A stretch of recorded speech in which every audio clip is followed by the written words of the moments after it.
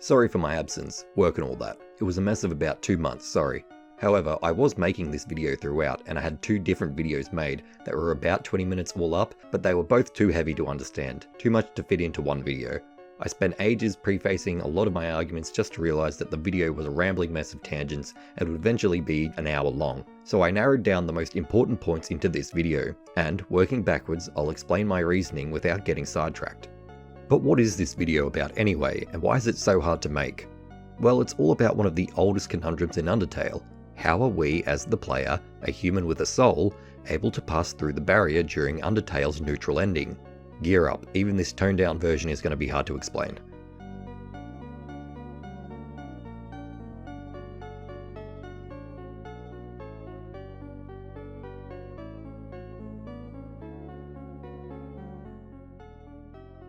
Let's start with some basic rules which govern the barrier.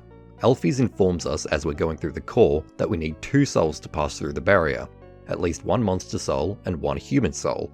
However, throughout the game, even if we get to the end of the neutral run by killing a ton of monsters and every main character that we can without it counting as a genocide route, we never actually absorb another soul. In a pacifist run, Azrael destroys the barrier with his powers. In a neutral run, Flowey destroys the 1 monster soul we may be able to absorb, King Asgore's soul, and in a genocide route, we don't go through the barrier at all, because Kara destroys us and the world. So how do we walk through it at the end of a neutral ending? This situation is confusing and contradictory until you realise that the solution is simple. Remember, the rules are the rules, just play by them and you'll be fine. So, if what Alpheus says is true and we do need 2 souls, a monster and a human soul, to pass through the barrier but we never absorb another monster soul, then that means only one thing. We already have 2 souls in us since the beginning of the game. But how, I hear you ask? Where could we have possibly have gotten another soul from? And this is where I make a very controversial and stunning statement. I believe, and with the following evidence as proof, that we have Azrael's soul inside of us. But not just that. I believe that there are only 7 humans to have fallen down, not 8, and that no humans that have come into the underground have truly died. And still, like my other videos, this is all just a game. Stay with me, let me explain. The reason Azrael's soul resides in ours is due to the way in which he died. If you know the story of the first human, you learn the story of how Azrael died. A summary of these events goes as follows. The first human, after falling down and spending time with Azrael, convinces Azrael with a plan to absorb the first human's soul after the first human kills themselves with poisoned buttercups. They would then go through the barrier, collect 6 more human souls, then break the barrier, freeing all the monsters. Azrael agrees to the plan and absorbs the human soul, but the control over the resulting body is split between Azrael and the human. The human soul, controlling Azrael's body's new form, picks up their own body, travels through the barrier and goes to their village, as they said they would, but they are attacked by the villagers, who think that this form had murdered the dead child it was holding. While under attack, Azrael's soul resisted the human soul, who wanted to kill the villagers, and, after suffering many severe blows, Azrael, in command of the body, left the village and returned to the underground. Azrael, once home, collapsed on the flower bed with the dead human body in his arms. He then died, his body turning to dust and scattering across the new home castle garden. Now we get to the interesting part. What happened to Azrael's soul after he died? Remember, a monster's soul, even that of a boss monster's, shatters upon death. However, this was not a normal death. As I'm sure you've worked out, Azrael's soul was combined with the human soul when he died. A human soul persists after death, as it contains determination. Following that logic, any soul that was also absorbed into and combined with a human soul would also have access to that pool of determination, and would therefore persist within the human soul. We know this is true because at the end of the pacifist run, Azrael releases all the souls of the monsters that he's absorbed, along with the human souls. Though their bodies were destroyed, their souls weren't, so after resetting the world and their bodies, he was able to give them back their souls. So the monster's souls do persist after the body is destroyed, when absorbed in conjunction with human souls. But what has this got to do with his soul being in our soul, the one the player wields? Well, keep what I said in mind for a bit while I explain Flowey. During the determination experiments prior to the beginning of Undertale, and before the other humans had fallen down, the royal scientist Alphys was tasked to unleash the power of the soul and break the barrier.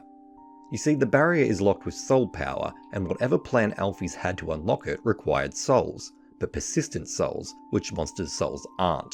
So she set about trying to make a monster soul last. Humans who had subsequently fallen down during her study had their souls extracted and determination isolated. Alphys injected this determination into dying monsters, so when they died, their souls would persist. She also needed a vessel to wield these monsters' souls when the time comes, as a monster soul cannot absorb the soul of another monster, and vice versa for humans. So she chose a flower from Asgore's garden to be the vessel to wield these souls, as it was neither a monster nor human. She injected the flower with the determination to give it life, and prepared it to eventually wield the monster's souls. However, the determination experiments were a failure, and the monsters didn't die, but awoke, and the flower vessel showed no signs of changing as well. Alphys then returned the flower to the garden bed at the new home castle. She notes later in her lab entries, after everything goes haywire and the monsters start fusing together, which causes her to check on the vessel she returned, that the flower she injected with determination was gone. Thus, Flowey was born. But why does Flowey have all of Azrael's memories? Why didn't Flowey awake as soon as determination was injected? Well, like I said, it's got to do with how Azrael died. Remember, when Azrael died, his body turned to dust and scattered across the new home garden. Reading the books in the library in Snowdon shows us that when a monster dies, their dust is scattered onto their favourite thing, so as to allow that monster's essence to live on within that thing. Their essence, like an impression. The full definition of the word essence being the intrinsic nature or indispensable quality of something, especially something abstract, which determines its character. Put it this way, you build a robot. That robot is a blank sheet waiting to be activated. You somehow have a program that can imprint your personality onto that robot by having that program watch videos of everything you do. It copies your personality and memories from the events it's seen on the videos, then programs the robot accordingly. When activated, that robot now acts just like you. It's not you though. It doesn't have morality or feelings, just your essence. You wouldn't say that the robot is another you, but an imprint of your character. And that's what Flowey is. A vessel, activated by determination and programmed with Azrael's essence. A talking flower with the personality and memories of the monster whose dust it absorbed, but with no morality or feeling. Flowey isn't Azrael, just a kind of 2.0 version of his body, his personality, but no soul. So when the flower that was injected with determination, which is the will to live, was returned to the garden that contained the essence of Azrael, which was his entirety of experience and character, that flower came to life with all of Azrael's combined experiences. Lacking morality and feelings though, but with the will to live, that flower lived by the creed of the last thing that Azrael experienced, which ultimately led to his death. The world is a horrible place. In this world, it's kill or be killed, and so Flowey began exploring the world, helping and killing people without feeling anything, not even towards Azrael's parents, until the day he stumbled upon a human outside the ruins of home. We know the rest. So, we know Azrael's soul still resides within the first human soul, and that Flowey isn't really Azrael, but just a psychopathic plant with Azrael's memories and experiences. But where am I going with this? We play as the 8th human to have fallen down, not the first human. How is this related? Well, consider the following. But first I'm going to ask you to ignore the fact that Azrael and then eventually everyone else calls us Frisk during the pacifist ending for now. I'm not ignoring it, but this other evidence needs to be considered. I'm still looking into the Frisk thing, don't worry. Anyway, we need to discuss the death of the first human. Much like Azrael, how they died influences what happens in this story. After Azrael died, the human's body was discovered in the garden. King Asgore was racked with sadness and anger. His child was dead, so he declared war on humanity and vowed that every human that falls into the underground would be destroyed, and their souls used to make him godlike. The first human's body was mummified with bandages and placed in a coffin that resided in the castle's basement. The coffin had an inscription of their name on it, as well as their soul colour. After other humans had fallen down and were subsequently hunted by the monsters, the Queen Toriel became so disgusted with her husband's actions that she left the new home castle for the old city of home, taking the first human's body with her and burying it outside the ruins, where the first human fell. This is also where we start the game. Now, Azrael's soul still resides within the first human soul after his death. The question is now, what happened to the first human soul after Azrael died? The best way to answer that is to observe what happens when the souls of the other humans are released by Azrael during the pacifist ending.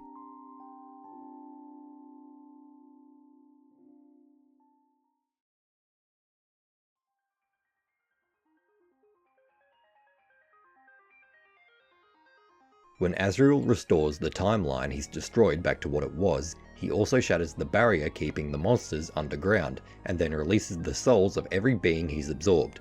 This includes the 6 human souls that Asgore had harvested. What happens next is troublesome. It has always bothered me, this detail, because to my knowledge there isn't any real talk about it, but it's a major lore point I feel that's rarely acknowledged by anyone. Why are the coffins that supposedly contain the dead bodies of the other 6 humans in them open after the pacifist rout? They didn't contain the souls, just the dead kids. Why are they open? What, did Asgore just figure that he'd just throw out these bodies now that he doesn't need them? He didn't need them to begin with, right? He already had the souls. But now that he's going to meet the humans on the surface, he's just gonna pop down to the basement quickly to get rid of... Actually, that's a really good idea, Asgore. Before you do anything with humanity, get rid of the bodies of dead children from the basement. Honestly, there are 2 questions here that need answering. 1, why did Asgore keep the bodies? And 2, where did the bodies go? This isn't a tangent, but let's look at the lab entries in TrueLab. Entry 3. While explaining about how extracting a monster's soul would require incredible power, the entry goes on to state that extracting a monster's soul would also destroy its host, and therefore the soul shortly after, implying that this process is useless. However, this may only be true for monsters. We go now to the Library, the Blue Book. It states that the humans are not only made of different stuff, water as opposed to magic, but they are also far stronger than the monsters. So it's not a surefire thing that a human body would be destroyed if their soul were to be extracted. And we know from Deltarune's ending that a human body seemingly doesn't need a soul to maintain itself, so even if there was harm to the body, it may not mean death. So the soul could be extracted without killing the body, but would just leave a vessel behind. But the bodies were put in coffins in the basement, surely that means they're dead? Not entirely. As we know, Asgore, though angry at humanity, was not willing to destroy humanity by absorbing even one human soul to become godlike, pass through the barrier to absorb the rest of the souls needed to break the barrier. He's not a violent person, he's a gardener. Now, since the bodies have clearly opened the coffins themselves and left during the prologue, we can also assume that they still function. So I posit that Asgore did not kill the human children, only extracted their souls, and was keeping them down there for when he finally had enough souls. We know he had the immense power to extract the souls, the core is a behemoth of energy. He could then break the barrier and free the monsters, then give the souls back to the humans whose souls he extracted. It was his way of still hoping for a diplomatic solution with humanity, while also hoping that that time never comes. After all, what diplomatic solution would exist if a monster king, supercharged from dead kids, broke free and absorbed people? He chose pacifist, not genocide, while hoping for neutral. But don't take my word for it, let's see what Toby has to say. Interviewed by the Escapist magazine in 2013. Tell us a bit more about the story of the Undertale world. Right now, all we have is that you're some girl who fell into the secret underground world of monsters. A long time ago, monsters were sealed underground by the humans. Several human children have climbed the mountain, fallen down, left the ruins, and were assumedly killed by the monsters. One monster, Asgore, is seeking the souls of these human children. Why? Assumedly killed. Assumedly by you, dear viewer. And Asgore is seeking human souls. Seeking. Not trying to kill the humans, just seeking their souls. Wording is important. The best way to trick someone is to make them believe that they came to their own conclusions. Make them assume things. Assumedly, these kids were killed, put in coffins, and souls harvested. But these kids, in these coffins, are not dead, just soulless. I mean, taking someone's soul might count as killing them, but these bodies have not been destroyed beyond function. What's more is we know souls can be absorbed by monsters, but extracting and containing the souls? That might be a different process entirely. So what happened when Azrael restored the timeline and released the human souls? They went back to their still functioning, not destroyed human bodies and left. Where they went? I don't know, but they ain't there anymore, and that's scary as hell. However, the most important body left years ago, the first human, the human we play. Mummified in bandages, they were buried, which is why we wake up with a sticky bandage, and the first human says of the coffin they were buried in, as comfortable as it looks. That also implies that the body was conscious while in the coffin, which implies also that they weren't dead, just soulless, but take that with a grain of salt.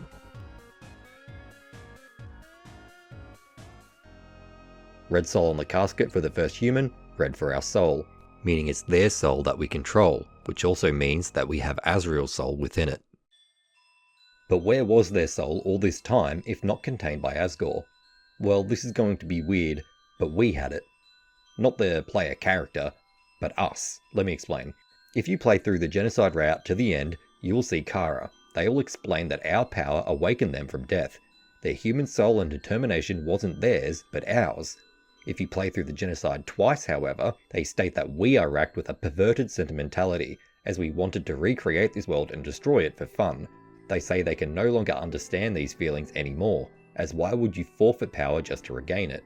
They also say their purpose of their reincarnation was to gain power, as we had taught them to believe as we played through the genocide route. And that, within us, every time we gain through killing, that's them, in our soul, the first human. Now, who does that remind you of? Flowey. Look at what they say. They can no longer understand these feelings, implying they once could, implying they once had a soul. We also gave this soulless being guidance, as any creature without empathy but a will to live wants. And, like Flowey, who came to life by the hands of Alphys, we gave this being life with our power. We're not talking to the first human, not fully, and because it's devoid of emotion, we're also not talking to the first human's soul. So who are we talking to? We're talking to their body, the soulless empty vessel of the first human. The first human 2.0, a vessel, like Flowey, except unlike Flowey, they have a soul in them, but a soul we control. They are emotionless, like Flowey. They are empty and require meaning, like Flowey did, and they woke up confused with their last memories being that of a failed plan to collect souls, like Flowey. All through a genocide run, we could see at many save points the manifestations of our determination. All the first human was thinking about was determination, and the gaining of more and more power resulted in this being, a determination stronger than ours. They kept us around for our power, but didn't hesitate to kill us when we got in their way. And in the end, they took our power away from us, didn't they? Our soul, our ability to recreate the world. So no matter what ending you want, they will retain their power.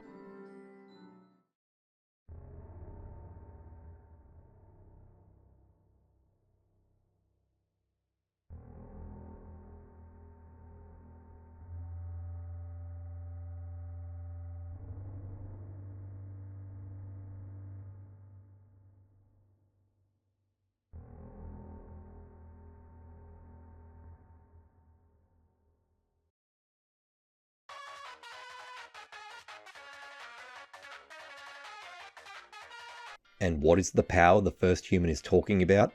The power that gave them life? I believe it's the power to create worlds. The power to give life to vessels. Vessels we control. Our soul, our determination, but their body. That's just like every RPG, right? We named the player character, and ultimately decided what kind of character that would be. Like I say in my other Deltarune videos, I believe the real power humans have is the ability to create worlds. But not Undertale humans. The humans from the world above it, as in the reality above it, the town of home from the game Deltarune.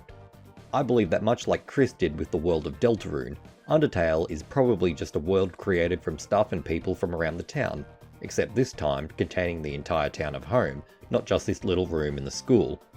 And if colour coordination matters, it's further proven we are playing as a character Chris controls in Undertale, as the protagonist has a purple and blue colour palette, much like they do when they enter the world of Deltarune. The colour balance of what Chris is wearing at the time has just been adjusted. The implication of this goes further than Undertale though, as it implies in Deltarune, if the same theoretical process of world creation is followed, that the body we play as in Deltarune is not Chris, but another one of these vessels, a separate body that Chris inhabits. Chris then returns to their level of existence after the game has ended. But, possibly a level above that, that's where Gaster lives, and that's where the real story is taking place. But we're quickly slipping into conjecture and conspiracy. I'll back it up. So, the game Undertale doesn't put us in control of an eighth human. It gives us control over a soul with the capacity for virtuous good and terrible evil. The soul of the first human combined with Azrael's. How we got it? Well, Toby's Twitter as well as archived websites implies Gaster inhabits the real world, so I don't discount yet to be explained Gaster buggery to be the cause. But nevertheless, we control that soul, which in turn controls the body. And hey, look what Sprite's used as the overworld controller for every room in Undertale. So wrapping up, this is the reason why I believe we can cross the barrier without absorbing another soul in Undertale. Flowey is not Azrael. Flowey is Azrael's body 2.0. after Azrael died, his soul was still in the first human soul, which, for whatever reason, possibly Gaster meddling, we are given control over when the game starts, and then that is placed within the first human that was resurrected where the game started. And it's definitely Azrael's soul we have inside of us. It's the only soul we know of in-game that's a combined human and monster soul. Our soul is red, like the first human soul, which means we have coloured correlation, and when our soul is absorbed by Flowey during the pacifist end, meaning Azrael's body is reunited with his soul, he immediately transforms back into his old self, Azrael as a kid, as opposed to the neutral route when Flowey just becomes a bunch of assets, as he is yet to be recombined with Azrael's soul. After all, if Flowey could choose whatever form he liked, why wouldn't he just pick the form of Azrael every time? I got a whole video explaining soul and body dynamics, and it's coming after this one, I promise. Anyway, we name the first human and use the soul that will inhabit within it to play through the game. We know the soul can return to the body because it was reincarnated, as the first human explains, and we also know, due to the events during the pacifist prologue, that human souls can return to assumedly soulless vessels. This means that there is no 8th human. We pilot the first one like a mech, and we use this meat mech to pilot the first human's body out through the barrier, which we can cross due to the fact that we have Azrael's soul within us, satisfying the need for a monster and human soul. So yeah, Azrael's soul is in the first humans, there is no 8th human, and the kids weren't dead. Hey, if the first human retained power because they're now in charge of the resets because they now control assumedly Chris's soul, you know, the one they asked for at the end of Genocide, then I wonder if in Deltarune we can see if there's Azrael's weak white monster soul within Chris's human soul. That'd help my theory a lot. Oh, there we go.